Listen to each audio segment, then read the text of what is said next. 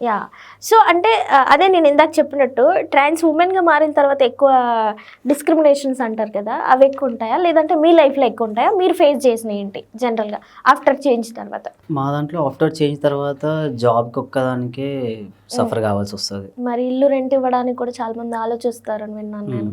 అంటే డాక్యుమెంట్స్ అన్నీ చేంజ్ అయిపోయినాయి అనుకోండి. ఆధార్, పాన్, ఓటర్ ఐడీ హ్మ్. ఇవన్నీ చేంజ్ అయితే మనకు రూమ్‌కి ఇబ్బంది ఉండదు. ఓకే. ఏం గాదు. మనం చేసుకోవచ్చు. కానీ సర్జరీ కాకముందు రూమ్ దొరకాలంటే అదొక్క పెద్ద ఛాలెంజ్. హ్మ్. ఎక్కడికెళ్ళినా ఆధార్ కార్డ్ అడుగుతారు. అవును. ఇప్పుడు మనం ఏందంటే హార్మోన్ యూజ్ చేసి లైట్‌గా మీసం గడ్డం వస్తది. హ్మ్. అప్పుడు అపియరెన్స్ అబ్బాయిలాగానే ఉంటది. కానీ డాక్యుమెంట్స్ ఎట్లా అమ్మాయిలాగా ఉంటది. రూమ్ ఇయ్యడానికి వెనకాడరు. హ్మ్. సారీ ఇవ్వడానికి ముందుకు రారు. ముందుకు రారు. హ్మ్. హ్మ్. అలా ఫేస్ చేస్తారు. చేంజ్ అయిన తర్వాత ఏం కాదు. చాలామంది హ్యాపీగానే ఉంటున్నారు. లేదు ఇంకో ఆప్షన్ కూడా ఉంది. లేదు అంకుల్ నేను ఆ అమ్మాయినే.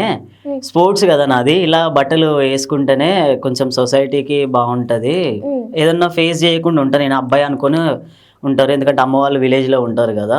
అని చెప్పి అమ్మాయిలాగా ఉండొచ్చు. ఓకే. కానీ మనోళ్ళకి ఏందంటే ఇప్పుడు సడన్‌గా ఓనర్ వచ్చి, "ఆ అమ్మాయి ఏం చేస్తున్నావు అమ్మా? ఏం కూర వండినావు?" అన్నారనుకో. హ్మ్. అబ్బా! అమ్మాయి అని పిలిచాడే. ఇలా ఓకే. లోపల ఏదో ఫీలింగ్ అరే నన్ను అబ్బాయి అనే ట్రీట్ చేయాలి అనేది నాకు. హ్మ్. అయితే చూసే వాళ్ళందరికీ ఏంది బిఫోర్ సర్జరీ ఆబ్వియస్లీ 100% ప్రతి ఒక్కరు ఫేస్ చేసిందే. హ్మ్. ఇప్పుడు ట్రాన్స్ ఉమెన్స్ కూడా కాలేజ్ టైంలో వాళ్ళు అపీరియన్స్ బాయ్ లాగానే ఉంటుంది. కాకపోతే బిహేవియర్ నార్మల్గా ఉంటుంది కదా. హ్మ్. అంటే అమ్మాయిలాగా అట్లా ఇట్లా చేయడం. అరే వీడేంద్రా 0.5 చెక్క అట్లా ఇట్లా అని మాట్లాడతారు. మా దాంట్లో ఏంటంటే అబ్బా ఈ అమ్మాయి అయినా కానీ మంచిగా ఖతర్నాక్ ప్యాంట్ షర్ట్లు వేసిందిరా బాయ్ ఇలా అవును. ఉన్నట్టు చెప్తున్నా. అవును. కొంతమంది ఉంటారు కదా 10 మందిలో ఎవరో ఒకరు కొంతమంది వాళ్ళు మాత్రం హ్మ్. అమ్మాయి లెక్క ఉండొచ్చు కదా. హ్మ్. ఎందుకు ఈ ప్యాంట్ షర్ట్లు గామె చూడు ఎట్లున్నదో హ్మ్. నువ్వేంది అట్లున్నావు హ్మ్. అట్లా. సో, ఇది ట్రాన్స్ అంటే ఒక సింబల్ ఉంటది ఇది. అది మీకుండదు. మాకేం లేదు. చూడండి ట్రాన్స్‌ఫర్మేషన్ అయిన తర్వాత కూడా ఫీమేల్స్‌నే తగ్గిస్తున్నారు అక్కడ. మళ్ళీ మాకేం మెన్స్ తెలియదు. రాజులాగా లేపుతున్నారు. మాకేం నాకు ఇక్కడ లేదమ్మా. మళ్ళీ అర్థమైంది అమ్మాయిలు మళ్ళీ అక్కడ కూడా దొక్కేస్తున్నారు. మారిన లేదు, తర్వాత అలా కూడా ఏం లేదు. మీరు వాళ్ళకున్న ఇది పాపం మీకు లేదనేది నాకు క్లారిటీ వచ్చింది. పాపం వాళ్ళని చీప్ గా చూడడం సంథింగ్ వాట్ ఎవర్ ఉంటది. బట్ మీకు అలా లేదు. మీరు ఇది కూడా ఉండదు, ఏది ఉండదు కదా. సో మీరు స్టార్టింగ్ ఒక క్వశ్చన్ అడిగారు. ట్రాన్స్ ఉమెన్ ట్రాన్స్ మెన్ ఈక్వల్ అని అడిగారు. నేను ఏమని చెప్పాను? మేము ఎక్కువ వాళ్ళు తక్కువ అని చెప్పలేదు. వాళ్ళు ఎక్కువ మేము తక్కువ అని చెప్పలేదు. ఈక్వల్ అని చెప్పా. సో అపార్ట్ ఫ్రమ్ జెండర్ వాళ్ళు ఎంచుకున్న పద్ధతి అది కావచ్చు. కానీ చాలా మంది అలా వెళ్తూ కూడా బాధపడ్డ వాళ్ళు చాలా మంది ఉన్నారు. ఏంటి నా బతుకు కనీసం అబ్బాయిలాగా ఉన్నా మంచిగా బతుకుతానేమో, నా ఫీలింగ్స్ ఏమో ఇలా ఉన్నాయి, నా లైఫ్ ఏమో ఇలా అయిపోయింది అని చాలా మంది వాళ్ళు నా కళ్ళ ముందు ఏడ్చిన వాళ్ళు ఉన్నారు. ఎగ్జాంపుల్ చెప్పాలంటే ఒక ట్రాన్స్ ఉమెన్ తీసుకుందాం. వాళ్ళ పేరెంట్స్ దగ్గర నుంచి అమ్మాయి పారిపోయి వచ్చేసింది. అదే అబ్బాయి పారిపోయి వచ్చి అమ్మాయి లెక్క సర్జరీస్ చేయించుకొని అదే బెగ్గింగ్ కానీ వాట్ ఎవర్ ఏదో ఒకటి చేసేసి సర్జరీ అయిన తర్వాత తన ఒంటి మీద బంగారం అట్లా ఇట్లా పెట్టేసుకుంది. Example okay. తను పెట్టేసుకున్న తర్వాత వాళ్ళ పేరెంట్స్ ఈమెకు ఉంటుంది మాట్లాడాలని, వీళ్ళకి పరువు ప్రతిష్ట అన్నీ ఉంటాయి. ఓకేనా. ఏదో దేవుని దయ వల్ల కమ్యూనికేషన్ అయితే స్టార్ట్ అయింది. వాళ్ళ ఇంట్లో చెల్లెకి కానీ అప్పులకు కానీ తను కావాలి. అవును ఖచ్చితంగా. ఇప్పుడు నీడ్స్ అదే ఉంది అందరికి. హెల్ప్ చేయడానికి నువ్వు అడుక్క తింటావా ఏం చేసుకుంటావు మాకెందుకు మాకు కావాలి అని అది ర్యాష్గా అడిగారు, ప్రేమతో అడుగుతారు. చెప్పాను కదా నమ్ముతామని. సొంత ఫ్యామిలీ వాళ్ళు కూడా అలా మోసం చేసిన వాళ్ళు ఉన్నారు. ఆ అమ్మాయి పెళ్ళికి మాత్రం ఈమె అన్ని డబ్బులు పెట్టాలి కానీ పెళ్ళికి మాత్రం రియల్ కొడుకు కూతురు వదిలేసినా కానీ ట్రాన్స్ వాళ్ళు చాలా చక్కగా చూసుకుంటారు వాళ్ళ పేరెంట్స్ ని. అవును అదే పెళ్ళికి సంబంధించిన అన్ని నీడ్స్ ఆమె చూసుకోవాలి. ఒక ట్రాన్స్ ఉమెన్ అన్ని చూసుకోవాలి. కానీ ఆమె ఆ ట్రాన్స్ ఉమెన్ మాత్రం ఆ పెళ్ళికి రావద్దు. గృహప్రవేశానికి ఇల్లు కట్టడానికి దీనికి అంతా కావాలి. కానీ ఆమె ఇల్లు దగ్గరికి రాకూడదు. మరి ఇది ఎక్కడ లెక్క అంటే బహిష్కరణ. నేను అందుకనే ఇల్లు గెలిచిన తర్వాతనే బయటకు వచ్చేసి. ఒకవేళ వాళ్ళు ఒప్పుకోకపోతే మేబీ ఏం చేసేవాళ్ళు? వెయిట్ చేస్తాను 100%. అంటే పెళ్లి చేసేవాళ్ళేమో ఇంట్లో బలవంతంగా చేసే అంత అయితే లేదు. ఎందుకంటే నేను చిన్నప్పటి నుంచి నా పేరెంట్స్ ఏంటి, నా అన్నదమ్ముల బిహేవియర్ ఏంటి నాకు తెలుసు. సో వాళ్ళని ఒప్పించుకోవాల్సిన మెంటాలిటీ ఎడ్యుకేటెడ్ కదా. ఇప్పుడు అన్ఎడ్యుకేటెడ్ అనుకో అది చెప్పి అబద్ధం చెప్పేస్తాం కానీ ఎక్కడో దగ్గర దొరికేస్తాం. నేను ఉన్నట్టు క్లియర్గా చెప్పిన. అందుకని నేను అమ్మాయిల ఆటలు ఏమి ఎంచుకోలేదు. నాకు కొట్టడము అయ్యే నాకు ఇష్టం. అందుకే బాక్సింగ్ ఎత్తుక్కున్నా చిన్నప్పటి నుంచి. అందుకే అబ్బాయిలతోటి ఆడేది. హాస్టల్ పోయినప్పటి నుంచి అమ్మాయిలతోటి ఉన్నా కావచ్చు, కానీ నా మెంటాలిటీ అంతా అబ్బాయిలాగానే. హాస్టల్కి వెళ్ళినాక ఇంకా మారిపోయినా నేను. ఓకే అంతమందిలో అరే నేను ఇట్లా అబ్బాయిలకు ఉండాలి అట్లా. ఓకే స్కూల్ టైం కానీ కాలేజ్ టైం కానీ అయిపోయిందంటే వెంటనే వెళ్ళి షార్ట్ వేసేది, లేకపోతే జీన్స్ వేసేది, లేకపోతే లోయర్ వేసేది. అది వేస్తే ఏంటంటే కథం. ఇప్పుడు ఆ స్కూల్ టైం వరకు ఏదో ఇలా ఉన్నా, బిగబెట్టినట్టు. ఇప్పుడు ఫ్రీ అయిపోయినా అలా ఫీలింగ్ ఉండేది. ఓకే, అమ్మాయిగా ఉన్నప్పుడు లవ్ లో పడ్డం అంటే అమ్మాయిలతోనే. అమ్మాయిలతోట అంటే అబ్బాయిలతో కాదు, మీరు బాయ్ గా ఫీలింగ్స్ ఉన్నప్పుడు మళ్ళీ అబ్బాయి షాక్. లేదు లేదు, అమ్మాయిలతో లవ్ లో పడ్డం చాలా క్యూట్ అనిపించడం. స్కూల్ లైఫ్ లో చాలా బాగుంటారు అమ్మాయిలు, చాలా క్యూట్. అప్పుడెప్పుడే నిబ్బి లవ్ స్టోరీస్ ఉంటాయి కదా, అప్పుడు ఏమైనా ఉండేనా లవ్ స్టోరీ? గర్ల్స్ లోనే తిరుగుతూ గర్ల్స్ కి లైన్ వేయడం అలాంటిది ఏదైనా? బేసికలీ చిన్నప్పుడు అబ్బాయిలతో ఎంత ఇట్లా పక్కన కూర్చొని అది ఇది మాట్లాడినా కూడా ఏ రారా పోరా బై అంతేగా. అదే అమ్మాయిల దగ్గర కూర్చుంటే ఏదోలాగా అనిపించేది. అంటే మంచి నేను కంఫర్ట్ గా ఫీల్ అవుతున్నా వీళ్ళతోటి అని. అది ఫీలింగ్ గా ఏమో మనకు ఆ తెలియని ఏజ్. ఆ అమ్మాయి అంటే నాకు ఇష్టమని అర్థమవుతుంది, ఎందుకు ఇష్టమో అర్థమవుతలేదు. నాకు వచ్చేది అది ఎటువంటి ఫీలింగ్ అనేది కూడా నాకు తెలియట్లేదు. అలా చాలాసార్లు ఫేస్ చేసి తర్వాత క్లారిటీ వచ్చింది. అచ్చా నాకు అబ్బాయిల ఫీలింగ్స్ వస్తున్నాయి, మళ్ళీ అబ్బాయిలతో ఉంటే క్యాజువల్గా ఉంటున్నా, అరే రారా అది అని అంటున్నా. వాళ్ళ దగ్గర నాకు వేరే విధంగా ఏది రావట్లా, కానీ ఇక్కడ ఏదో కొత్తగా అనిపిస్తుంది. అమ్మాయి దగ్గర అమ్మాయి నా పక్కన ఉంటే ఏంటి అది చనిపోదామని చాలాసార్లు ట్రై చేసా ఈ డిఫెక్ట్ వల్ల. దేనికండి? అమ్మ వాళ్ళకి చెప్పడానికి ముందు ఎలాగా? మా పొలం దగ్గర బావి దగ్గరికి వెళ్ళిన అప్పుడు అమ్మ నాన్న సడన్ గా గుర్తుకొచ్చేసరికి ఆగిపోయినా. ఇంకొకసారి పురుగుల మందు తాగినా. బాగానే బయటపడ్డారు, చెప్పలేము. అది తేడా కొడితే పైకి ఇంకొచ్చాడు. మొత్తం తాగలేదు. అమ్మా నీకు చాలా తెలివి తెలుసా? లేదు, బెదిరియడానికి కాదు. నేను అక్కడికి వెళ్ళింది ఎవరికి తెలియదు, ఇది తాగింది ఎవరికి తెలియదు. ఇండివిజువల్ అంటే నాకేదో బ్రతకాలి, మంచిగా సెట్ అవ్వాలి. చిన్నప్పటి నుంచి కూడా నాకు ఒక్కటే ఒకటి నా లైఫ్లో కోరిక, ఇట్లా మంచిగా ఇనిషియేటివ్ అట్లా ఇట్లా వేసుకొని ఆఫీస్కి టైం అవుతుంది బాక్స్ పెట్టినావా? అయ్యో నాకు ఇవన్నీ సిగ్గేస్తుంది. మీకు అర్థమైంది కదా కంటెంట్. తొందర లేట్ అవుతుంది, కొంచెం ఫాస్ట్గా రా కదా ఇట్లా అంటే తను తీసుకొచ్చా సరే అండి అని ఇలా అనుకుంటే అలా ఇవ్వాలి. డాడీ స్కూల్ లేట్ అవుతుంది పదా అని పిల్లలు అడగడాలు, వాళ్ళని స్కూల్లో దింపి సరే మా బాయ్ రా అని చెప్పారు. మళ్ళీ వచ్చేటప్పుడు పికప్ చేసుకోవడాలు. అబ్బాయి చాలా అదొక డ్రీమ్ ఉండిపోయింది. మేబీ తీరుతుంది కావచ్చు.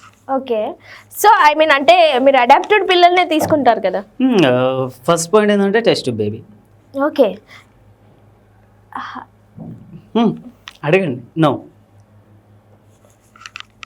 we are not able to release sperm కదా. మరి ఆల్టర్నేట్ ఒకవేళ ట్రాన్స్ ఉమెన్ ని చేసుకుంటే, ఒకవేళ అడాప్టింగ్ ఒకవేళ రియల్ ఫీమేల్ ని చేసుకుంటే maybe test tube. Okay okay okay okay okay, I can understand. ఇది చాలా పెద్ద క్వశ్చన్ ఉంటుండే చాలా మందికి.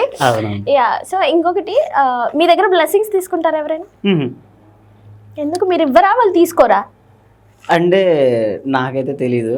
ఓకే, మరి మన వాళ్ళ దగ్గర ఒక మేల్ నుంచి ఫీమేల్కి వచ్చిన వాళ్ళ దగ్గర చాలా ఉంటుంది పవర్ అంటారు, కానీ ఒక ఫీమేల్ నుంచి ఒక మేల్కి వచ్చిన వాళ్ళ దగ్గర పవర్ ఉండదంటారా? ఉండదు అని కాదు, పవర్ గురించి పక్కన పెడితే అసలు మా వాళ్ళు ఎక్కువ విజిబుల్ అవ్వట్లేదు. ఓకే, వాళ్ళు అదే ట్రాన్స్జెండర్స్ అంటే ఓకే ట్రాన్స్ ఉమెన్ అలా వెళ్ళిపోయింది అనమాట. మధ్యలో ఒక ట్రాన్స్ మెన్స్ ఉన్నారు, అది అందరికీ ఎక్కువ ఎక్స్ప్లోర్ కాలేదు. ఆ ఎక్స్ప్లోర్ చేయడానికే ట్రై చేస్తున్నాం. అంటే చాలా మంది ఇంట్లో ఇప్పుడు నేను ఏదైతే బాధలు చెప్పానో అది చాలా మంది సఫర్ అవుతున్నారు, ఫ్యామిలీకి చెప్పుకోలేక. అలా ఈవెన్ పార్ట్నర్ క్రైసిస్ కూడా. మా ట్రాన్స్ మెన్ ఒకడు ఒక అమ్మాయిని ఇష్టపడతాడు, చెప్తున్న ఎగ్జాంపుల్స్ అంటే జరిగిన రియల్ స్టోరీస్ కొన్ని.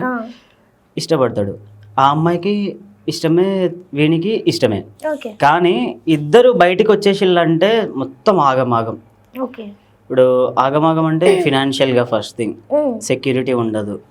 ఇప్పుడు ఒక అబ్బాయి అమ్మాయి వెళ్ళిపోయిల్లు అని అంటే అదొక రకమైన సెక్యూరిటీ. అరే పక్కన అబ్బాయి ఉన్నాడు, అరే అమ్మాయిని ఏమన్నదని. ఇద్దరు అమ్మాయిలు, అరే ఇద్దరు అమ్మాయిలే కదా అక్క చెల్లెళ్ళేమో, they are treat like that. ఆ విషయం కూడా పక్కన పెట్టేస్తే రెంట్ ఇచ్చిన ఓనర్ వాళ్ళతో కూడా ప్రాబ్లం అయితే మిడ్ నైట్స్ వచ్చి డోర్ కొట్టడాలు మా వాళ్ళు ఫేస్ చేశారు యాక్చువల్గా. ఇద్దరు విలేజ్ నుంచి ఇదే సిటీకి వచ్చి బతికారు, రూమ్ తీసుకున్నారు. మిడ్ నైట్ ఓనర్ వచ్చి డోర్ కొట్టేసి మిస్బిహేవ్ చేయడానికి ట్రై చేశాడు. అప్పుడు వాళ్ళకి కమ్యూనిటీ ఎవరు తెలీదు, ఏం చేయాలి వాళ్ళు. సడన్గా ఇంకేదైనా జరగడానికి జరుగుతుంది. అప్పుడు అదొక పాయింట్, ఫినాన్షియల్గా ఒక పాయింట్. ఫుడ్ ఇది అంతా కమ్స్ అండర్ ఫినాన్షియల్ వేసుకోండి. బయట జాబ్స్ దొరకాలి అంటే ఇంకా సచ్చినట్టు అమ్మాయి లెక్కనే చేయాలి. కానీ వాళ్ళు ఇంట్లో నుంచి బయటకు వచ్చేసారు. ఎక్కడ పోలీసులు చూస్తారు, ఎక్కడ దొరుకుతాను అన్న భయంతో దాదాపుగా 3 నుంచి 4-5 నెలల వరకు తిండి తిప్పలు ఏం లేకుండా మస్తు సఫర్ అయిన వాళ్ళు ఉన్నారు. అంటే ఆ బాధ ఎలా ఉంటుందంటే, ఎక్కడికన్నా బయటికి వెళ్దామంటే అరే నేను పారిపోయి వచ్చినా ఎవరైనా చూస్తే చెప్తారేమో, అదొకటి. సెకండ్ది మరి వెళ్ళకపోతే ఎట్లా, ఫుడ్ ఎట్లా, నన్ను నమ్ముకొని వచ్చిన అమ్మాయికి ఇప్పుడే నేను పెట్టకపోతే ఫ్యూచర్లో ఏం పెడతా ఉంటుంది. ఈ అబ్బాయి సిచ్యువేషన్ ఏమో ఇలా ఉంది, వాని ఆలోచనలు. కానీ ఆ అమ్మాయి ఏం ఆలోచిస్తుంది, ఇంటి దగ్గర మంచోళ్ళు అంటే వదిలేసేయండి, నేను జనరల్గా నెగిటివ్గా మాట్లాడే వాళ్ళ గురించి చెప్తున్నా. నేను ఇంటి దగ్గర ఉంటే చాలా హ్యాపీగా ఉన్నా, టైంకి తిన్నా, టైంకి వండుకున్నా, ఫోన్ చూసుకున్నా, అన్నీ చూసుకున్నా. ఇప్పుడు పారిపోయి వచ్చినా కాబట్టి ఫోన్ చూసుకోవద్దు, టైంకి ఫుడ్ లేదు, ఉద్యోగం లేదు, అసలు ఏం నమ్ముకొని వచ్చినా అది అనేసి వాళ్ళు థింక్ చేస్తారు. మనోడు ఇక్కడ బయట ఆలోచించేది ఏంది, ఆ అమ్మాయి నన్ను నమ్ముకొని వచ్చింది, నేనేం చెయ్యాలి. హెల్ప్ చేసే వాళ్ళు ఉంటే నెగిటివ్గా అడిగే వాళ్ళే ఉన్నారు మా వాళ్ళు. ఇప్పుడు అమ్మాయి లెక్క కనబడుతుంది కదా, అన్న ఏమైనా పని ఉన్నదా అంటే అట్లా మీకు కన్వే అయింది నేను చెప్పింది. అలా తను బయట ఎన్ని ఫేస్ చేసి వచ్చి బుక్కడి బువ్వ పెడితే కొంతమంది కూడా ఉండని వాళ్ళు ఉంటారు. మళ్ళా వీళ్ళు 3-4 months తర్వాత అయినా దొరుకుతారు, ఎలాగైనా దొరుకుతారు పోలీసులకు. కానీ దొరికిన తర్వాత వాళ్ళు ఇచ్చే ఆన్సర్, వాళ్ళ పేరెంట్స్ దగ్గరికి వెళ్ళి మాట్లాడుతా గొడవలు అవన్నీ జరుగుతాయి. ఒక 2-3 రోజులు పోలీసులు ఏం చేస్తారు, ఇట్లా డివైడ్ చేస్తారు, మీరు తర్వాత చూసుకోండి, ఇప్పుడు కేసు కదా అని ఎటోళ్ళనట్టు సెండ్ చేసేస్తారు. ఆ అమ్మాయి ఇంటికి వెళ్ళిన తర్వాత వాళ్ళు పేరెంట్స్ అబ్బా క్రూరమైన ప్రేమ చూపిస్తారు, ఎట్లున్నావు నాన్న అట్లా ఇట్లా అనేసి. వాళ్ళు మిస్ అయిన ప్రేమ కావచ్చు, అదొకటి. ఇంకోసారి వెళ్ళకూడదు అన్న ప్రేమ కూడా కావచ్చు, రెండోది. అంటే నేను నెగిటివ్గా చెప్తున్నా, పాజిటివ్గా చెప్తున్నా, మీరు అర్థం చేసుకోండి. ఆ అమ్మాయి ఈ 4 నెలలు నేను అక్కడ అంతా సఫర్ అయినా, కనీసం నైట్ షూట్ వేసుకుందామన్నా కూడా నాకు బట్టలు లేకుండా పోయింది, వానియే షార్ట్లు అవన్నీ వేసుకోవాల్సి వచ్చింది అన్న థింకింగ్ వాళ్ళకు అటు ఇటు కంపేర్ చేసుకుని అచ్చా కంఫర్ట్ జోన్ నా ఫ్యామిలీ దగ్గరే ఉంది అని అయిపోతారు. కొంతమంది ఏంటంటే ఉంటారు, ఎంత కష్టమైనా ఉంటారు. మరి ఈ అమ్మాయి వాళ్ళ పేరెంట్స్ దగ్గరికి వెళ్ళిపోయిన తర్వాత తీసుకుపోయిన పేరు, పోలీస్ కేసు, ఎన్నెన్ని ఫేస్ చేసినావు. మరి ఇవన్నీ చేసింది నీకోసం కదా, మరి నువ్వు వెళ్ళి నీ ఫ్యామిలీ దగ్గర ఉండిపోయినావు. మరి నా పరిస్థితి ఏంటి, నేను ఇంట్లో నుంచి నువ్వెట్లా వచ్చినావు అట్లనే బయటకు వచ్చేసిన, నేను నా పేరెంట్స్కి సమాధానం చెప్పుకోవాలి కదా. ఏంటి మరి నా పరిస్థితి ఏంటి, ఎటు కాకుండా నన్ను వదిలేసిపోయినావు అని చాలామంది అలాగే ఇదే హైదరాబాద్లో ఇప్పుడు నేను చెప్పిన సేమ్ అలా ఫేస్ చేసి ఇప్పుడు ఏదో ఒక ఉద్యోగం అట్లా ఇట్లా చేసుకొని అమ్మాయి లెక్కనే సర్వైవ్ అయిపోయి ఇంకా వేరే దారి లేదు, సర్వైవ్ అయిపోయి ఏదో ఒక జాబ్. ఫస్ట్ సర్జరీకి డబ్బులు కావాలి కదా, గెయిన్ చేసుకున్నారు, సర్జరీ చేసుకున్నారు, హ్యాపీగా లివింగ్ హ్యాపీ లైఫ్. ఓకే, జనరల్గా సర్జరీకి ఎంత అమౌంట్ అవుతుంది అంటే? It's depend on hospitals place, like choose చేసుకునే డాక్టర్ కూడా ఇంపార్టెంట్ కదా చాలా. ఓకే, చాలా.